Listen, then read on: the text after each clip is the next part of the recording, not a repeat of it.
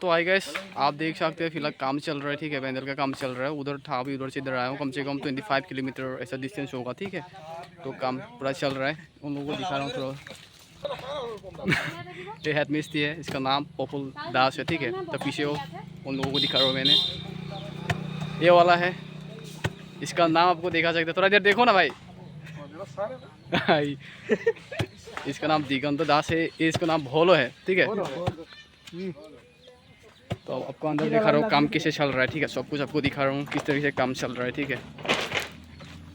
ये main hall है, ठीक है। ये पूरा मेन हॉल काम चल रहा है, ठीक है। काम हो गया फिलहाल, तो इसे अंदर और एक काम है, आपको दिखा रहा हूँ मैंने।